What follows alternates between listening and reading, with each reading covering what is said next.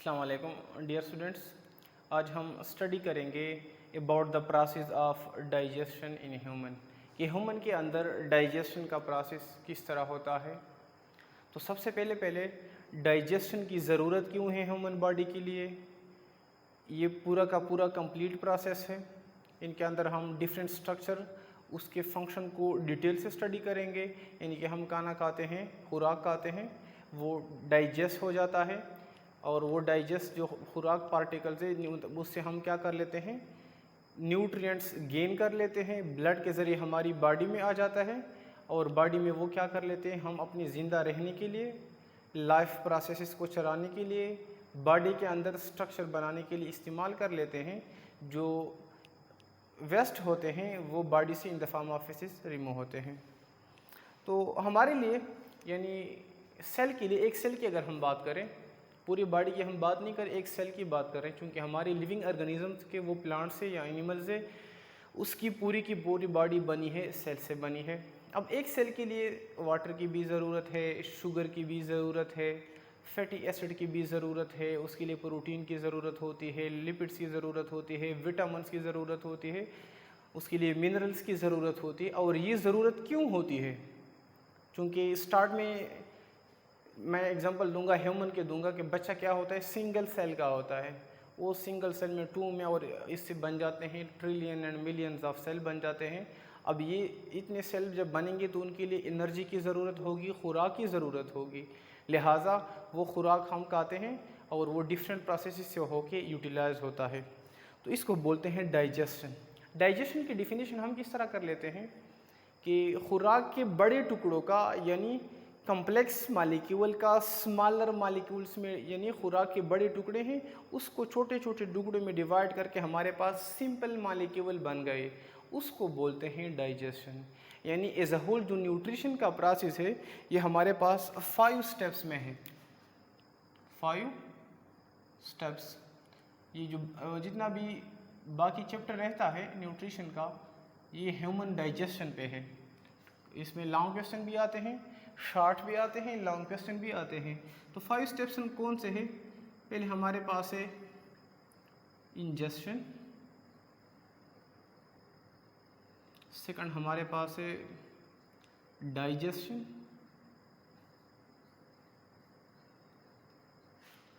Third हमारे पास है absorption,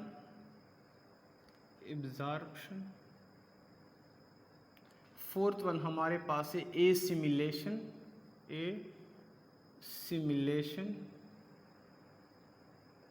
five है हमारे पास एलिमिनेशन या डिफिकेशन। एलिमिनेशन बोलते हैं, यहाँ पे तुम लोग की बुक में वर्ड यूज हुआ है डिफिकेशन। तो ये जितना भी डाइजेशन का या न्यूट्रिशन का प्रोसेस है इन 5 स्टेप्स पे होता है। सबसे पहले है, मैं समझा देता हूँ, डिफिनीशन बुक में से भी है, मैं बोर्ड पर भी लिखवा देता हूँ। इंजेशन यानी हम क्या कर लेते हैं, खुराक जब पहले खा देते हैं मुंह में डालते हैं। खुराक का या रोटी के नवाले का मुंह में डालना क्या है, इंजेशन है। अब डाइजेशन हमारे बॉडी में 3 जगहों पे होता है, वो आगे हम इंशाल्लाह हम डिटेल से डिस्कस करेंगे। एक है ओरल कैविटी, यानी हमारे मुंह के अंदर जो खाली स्पेस है उसको बोलते हैं ओरल कैविटी, वहाँ पर भी होता है। उसके बाद स्टमक में, मैदे के अंदर, और उसके बाद स्मॉल इंटेस्टाइन, छोटी आंत में। हमने क्या किया, खुराक का नवाला मुंह में डाल दिया, इस प्रोसेस को क्या बोलते हैं, इंजेशन बोलते हैं। खुराक का नवाला छोटों पीसीज में हमने डिवाइड किया, मुंह के अंदर भी डिवाइड हुआ, दांतों की मदद से हम टुकड़ों में तकसीम कर लेते हैं। मैदे में और भी छोटा हो गया, स्मॉल इंटेस्टाइन में और भी छोटा हो गया। उसके बाद आ जाता है एब्जॉर्प्शन, यानी खुराक का जो नवाला स्मॉल इंटेस्टाइन पे आ गया, वहाँ क्या कर लेते हैं, छोटी जो आंतें हमारी स्मॉल इंटेस्टाइन है, वो खुराक के गोले से हम एनर्जी, वो क्या कर लेते हैं, स्मॉल इंटेस्टाइन खुराक के गोले से एनर्जी जज़ब कर लेती है। क्या करती है, जज़ब करना। खुराक के नवाले से एनर्जी का जज़ब करने को क्या बोलते हैं, एब्जॉर्प्शन बोलते हैं। अब जो एनर्जी हमने जज़ब की वो हमारे ब्लड में आ जाता है और ब्लड के ज़रिए यह आ जाता है हमारे लीवर में, लीवर से फिर हार्ट में, और हार्ट से बॉडी के हर एक सेल तक क्या होती है, डिस्ट्रीब्यूट होती है, तकसीम होती है, जिसको हम बोलते हैं एसिमिलेशन। यानी जो एनर्जी खुराक से हमने एब्जर्ब की, खुराक से हमने जज़ब की, उस एनर्जी को बॉडी के अंदर इस्तेमाल करना। किस लिए इस्तेमाल करते हैं? बॉडी बनाने के लिए इस्तेमाल कर लेते हैं, इसको बोलते हैं एसिमिलेशन। अगला जो हमारे पास नेक्स्ट स्टेप है वो है डिफिकेशन। डिफिकेशन बोलते हैं एनर्जी तो हमने ऑब्जर्व की, जो एक्स्ट्रा मटेरियल रह गए वो फिसिस के ज़रिए, जो बड़ा पेशाब होता है हम निकालते हैं, उसको कहते हैं डिफिकेशन बोलते हैं। तो मैं डिफिनेशन लिखवा देता हूँ, एक्चुअली बुक में भी मौजूद है। Injection, the process of taking in food, the process of taking in food, खुराक के नवाले को मुंह में डालना या खुराक के नवाले, इसको क्या बोलते हैं? इंजेक्शन। अगला है digestion, break down of complex substances into simpler substances, break down of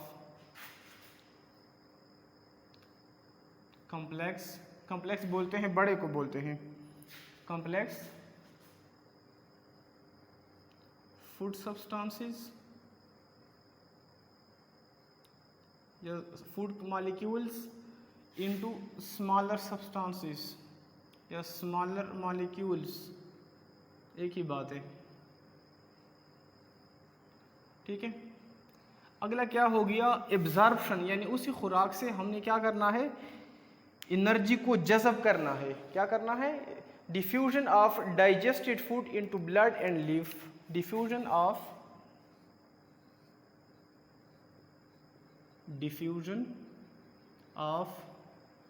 digested food into blood and lymph. मैं समझा देता हूँ कि इसका क्या मतलब है। वैसे सिंपल तो ये कहा मैंने कि खुराक से एनर्जी को जज़ब करना, डिफ्यूजन ऑफ डाइजेस्टेड फूड, यानी जो खुराक के नवाले से एनर्जी जज़ब होती है वो डिफ्यूजन प्रोसेस के ज़रिए, वहाँ पे खुराक के साथ एनर्जी ज़्यादा होती है, बॉडी में कम तो ज़्यादा से कम की तरफ आते हैं। कहाँ एनर्जी किधर आ जाती है? ब्लड के अंदर। लिम्फ क्या होती है? वाइट किस्म के फ्लूइड होता है, ब्लड की तरह होता है, उसमें आ जाते हैं। अगला है एसिमिलेशन। अब इस एनर्जी का जो खुराक से हमने जज़ब किया उसको बॉडी के अंदर इस्तेमाल करने को क्या बोलते हैं? एसिमिलेशन बोलते हैं। यानी incorporation of absorbed simple food by the body. Incorporation बोलते हैं, इस्तेमाल को बोलते हैं incorporation of absorbed energy, incorporation of absorbed energy to make the body structures,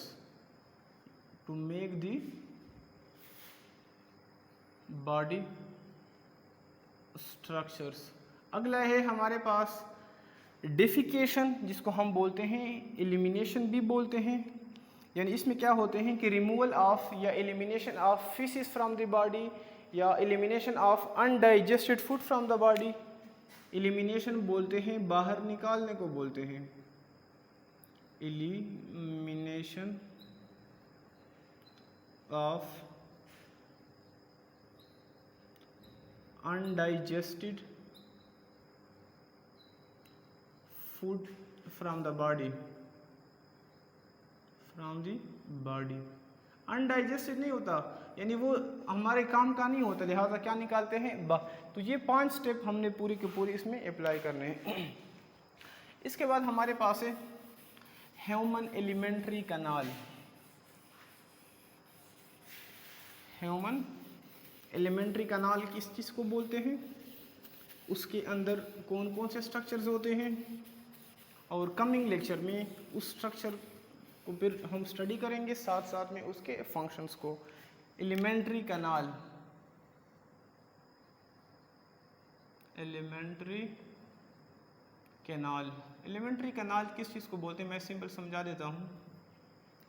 यानी हमारे मुंह से जो रास्ता है खुराक का जो पूरा का पूरा रास्ता है उसको बोलते हैं एलिमेंट्री कनाल। अब तुम लोग कहोगे खुराक का कौन सा रास्ता, यानी हम खुराक खाते हैं, वो खुराक मुंह में लेते हैं ना, तो मुंह से चला जाता है हमारे स्टमक में, मैदे में, स्टमक से ये चला जाता है स्मॉल इंटेस्टाइन में, स्मॉल इंटेस्टाइन से चला जाता है लार्ज इंटेस्टाइन में, लार्ज इंटेस्टाइन से फिर बाहर निकल जाता है वॉशरूम में। ठीक है, तो ये पूरा रास्ता मुंह से लेकर, यानी लार्ज इंटेस्टाइन का जो आखिरी पार्ट है उसको बोलते हैं एनस कहते हैं। माउथ से लेकर एनस तक जो ट्यूब लाइक स्ट्रक्चर है, इस पूरे रास्ते को बोलते हैं एलिमेंट्री कनाल। क्या बोलते हैं? Alimentary kanal. The digestive system of human consist of long tube, या हम इस तरह भी कह सकते हैं कि elementary kanal it is a long tube that extend from mouth, that extend from mouth and at the anus, यानी वो ट्यूब मुंह से स्टार्ट होता है, फिर stomach, small intestine, large intestine, पूरे का पूरा इसको क्या बोलते हैं? एलिमेंट्री कनाल बोलते हैं। इस एलिमेंट्री कनाल में डिफरेंट स्ट्रक्चर्स आते हैं। इस तरह हमारे पास आता है, इसमें पहला होता है ओरल कैविटी, आगे हम डिटेल में डिस्कस करेंगे। फिर इसमें होता है फेरेंक्स, फिर होता है ईजोफेगस, फिर इसमें आ जाता है स्टमक आता है, फिर इसमें आ जाता है अगला स्मॉल इंटेस्टाइन,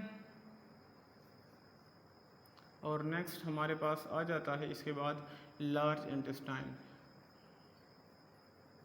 साथ साथ में इस एलिमेंट्री कनाल के साथ कुछ ग्लैंड्स होते हैं जिसको हम बोलते हैं एसोसिएटेड ग्लैंड्स ऑफ एलिमेंट्री कनाल। क्या कहते हैं? एसोसिएटेड ग्लैंड्स ऑफ एलिमेंट्री कनाल। वो ग्लैंड्स क्या है? जिस तरह हमारे पास है 3 ग्लैंड्स होते हैं। सेलेवरी ग्लैंड है, सेलेवरी ग्लैंड जो कि मुंह में होते हैं, ओरल कैविटी में होते हैं। सेकंड नंबर पे हमारे पास है पेनक्रियास, और थर्ड क्या है? लीवर, जो कि एक ग्लैंड का काम कर लेता है।